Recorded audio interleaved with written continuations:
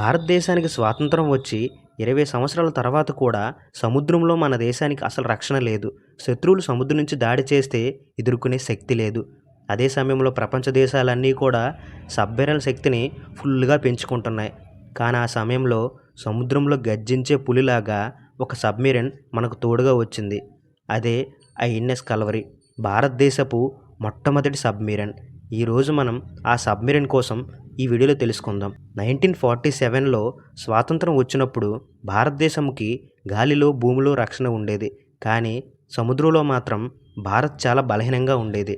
1965 పాకిస్తాన్ యుద్ధంలో భారత్ నౌకా దళానికి చాలా అవకాశాలున్నా కూడా సముద్రంలో ఎదురుదాడి చేయడానికి సబ్మెరైన్స్ లేవు.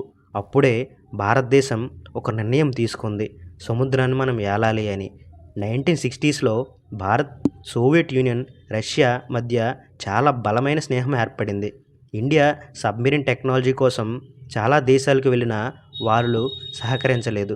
కానీ రష్యా మాత్రం భారతదేశానికి అత్యాధునిక ఫాక్స్ట్రాట్ క్లాస్ సబ్మెరైన్ ఇవ్వడానికి ఒప్పుకుంది. అలా 1967లో భారతదేశపు మొట్టమొదటి సబ్మెరైన్ ఐఎన్ఎస్ కల్వరి మన నౌకాదళంలో చేరింది. ఇది మన దేశానికి నిజంగా ఒక గొప్ప ఊపినిచ్చింది. అంటే చాలా పవర్ఫుల్ శక్తినిచ్చింది. కల్వరి అంటే టైగర్ షార్క్, అంటే సముద్ర పులి అని అర్థం.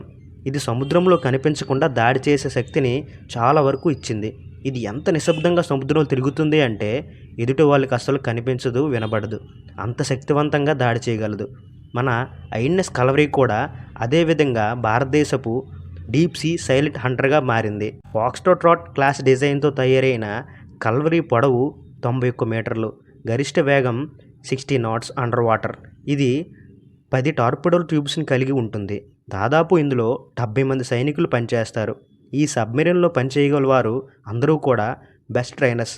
మన దేశం తొలి సబ్మెరైన్ అయిన కల్వరి 1967 నుంచి 1996 వరకు దాదాపుగా 30 సంవత్సరాలు పనిచేసింది. కల్వరిని మన భారతదేశానికి ఇచ్చిన తర్వాత మన దేశం సబ్మెరైన్ వార్ఫేర్లో చాలా ముందుకు వెళ్ళింది.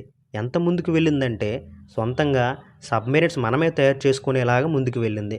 2017లో మన దేశం స్వదేశీ సాంకేతికతతో స్కార్పియన్ క్లాస్ కల్వరిని తయారు చేసింది. ఇది భారతీయ నౌకాదళానికి ఒక గర్వకారణంగా మారింది. ఒక నేషన్కి గాలి, భూమితో పాటు సముద్రంలో కూడా శక్తి కావాలి. మన ఐఎన్ఎస్ కల్వరి అది చూపించింది.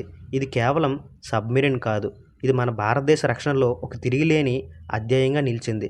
మీకు ఈ గర్వకారణం కథ నచ్చితే నా ఛానల్ని సబ్స్క్రైబ్ చేసుకోండి ఫ్రెండ్స్.